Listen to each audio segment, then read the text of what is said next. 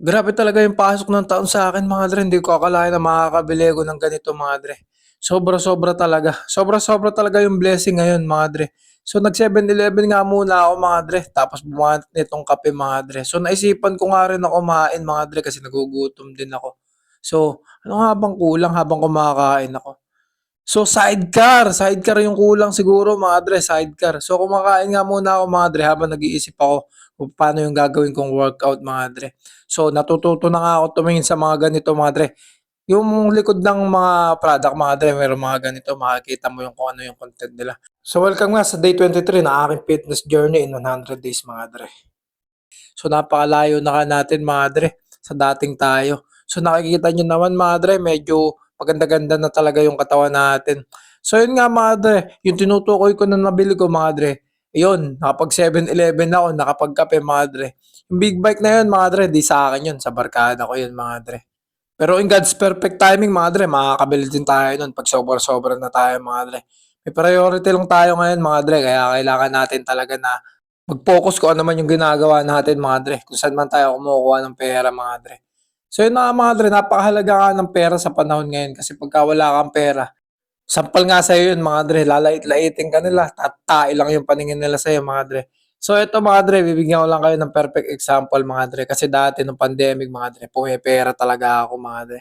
So sobra-sobra talaga yung pera na pumapasok sa akin mga dre, hindi ko na alam kung paano gagamitin mga dre. Lahat sila nakadikit sa akin mga dre. Lahat sila gusto, kaibigan ako mga dre. So yun nga mga dre, nung medyo naglaylo ako sa paggastos, medyo tinago ko yung pera ko, hindi ako gumagastos mga dre, hindi na ako nakikibarkada masyado. So naubos din sila mga dre.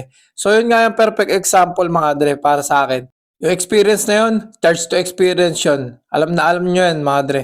Kasi siguro meron din kayo mga moment na gano'n na napakarami yung kaibigan tapos bigla na lang nawawala. Lalo-lalo na mga dre, nung panahon na yun mga dre, tumutulong ka kapag kailangan ka nila. Halimbawa, sa pera na lang mga dre.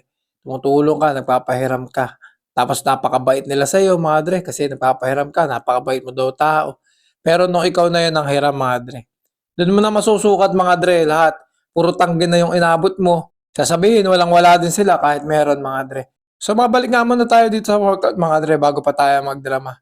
So yung workout nga natin mga dre, shoulder. So basic na basic lang ang shoulder mga dre. Sa mga gusto sumabay, sa mga gusto maging healthy o maging fit mga dre ngayon 2026. So ayun mga dre, pinapakita ko lang dito sa vlog ko yung workout mga dre. So ito nga mga dre, yung latest issue, yung tumalon sa LRT mga dre. So kaya minsan gusto ko talagang kinakausap yung mga kaibigan ko na tahimik lang kasi meron tayong sarili-sariling laban na pinaglalaban sa buhay mga dre. So hindi man tungkol sa eskwelahan, hindi man tungkol sa buhay, hindi man tungkol sa pera. Minsan may mga problema na hindi mo alam mga dre. Minsan nga nakangiti lang yung tao, di mo alam napakalalim na pala nung dinadalang problema.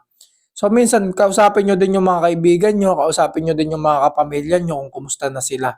Minsan kasi sa iba pa nila nakukuha yung atensyon mga dre. Halimbawa yung mga kabataan ngayon.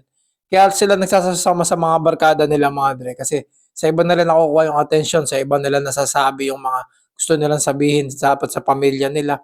Minsan mga dre, mahalaga din talaga yung comfort yung mga kapamilya mo sa'yo o comfort talaga yung mga kapatid mo o mga kamag-anak mo sa'yo na magsabi kung may problema man o ano man yung problema na dinadala niya. Mas maganda yung ganun talaga, yung closure sa pamilya. Kasi uso talaga dito sa Pilipinas mga dre, di magkaka-close yung mga magkakapamilya. Paminsan-minsan nga, real talk mga dre, nag-aagawan pa ng lupa, minsan nag-aagawan pa ng mana, mga pera mga dre. So, pagka meron kang kailangan mga dre, hindi ka mapagbigyan. Pero pagka ibang tao yung may kailangan, napapagbigyan ka mga dre.